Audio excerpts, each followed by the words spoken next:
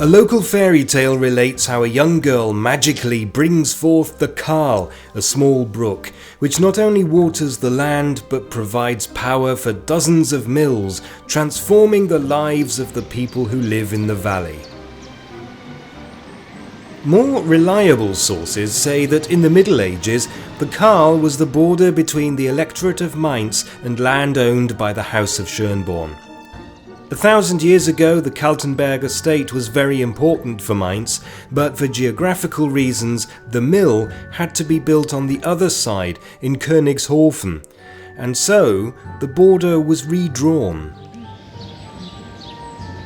On the National Day of the Mill, mills up and down the country opened their doors to the public, including the one in Kaltenberg. Es lohnt sich aufzupassen, weil hinterher wird abgefragt.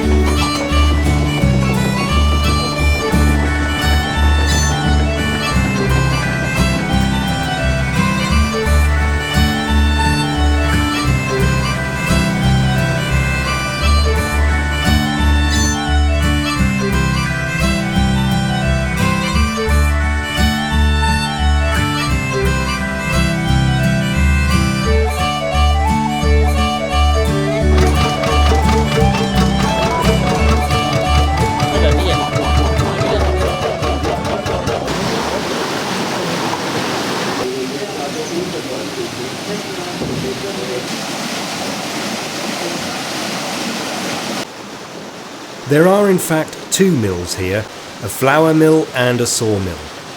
The latter was originally an oil mill built in the early 19th century, but in 1864 the owner, hopelessly in debt, vanished without warning, probably to America. The mill was auctioned off and the new owner, a carpenter, converted it to saw wood instead. It was in use until 1981 when it was very badly damaged by a flood, but it has since been restored and is once again a real working mill. The technology is simple and effective. A wheel about 2 stories high provides all the power needed and is regulated by a sluice gate.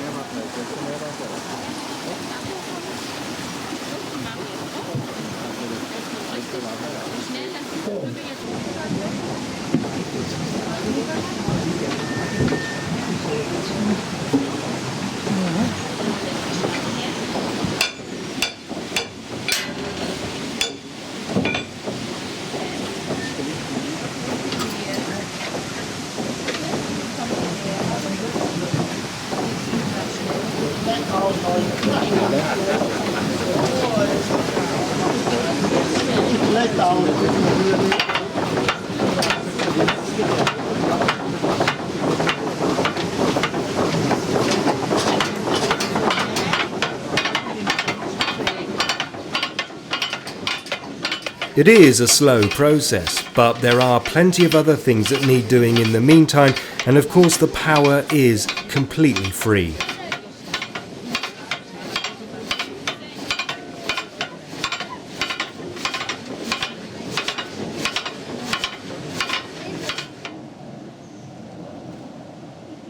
The flour mill has been rebuilt and extended over the years, and in its present form dates from 1952.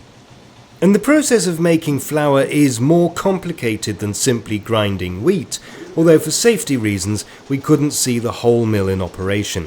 But once again, a single wheel provides all the power required for everything. Originally, the grain was milled by a process that goes back to Roman times, ground between 2 very heavy stones, which required a special crane to lift.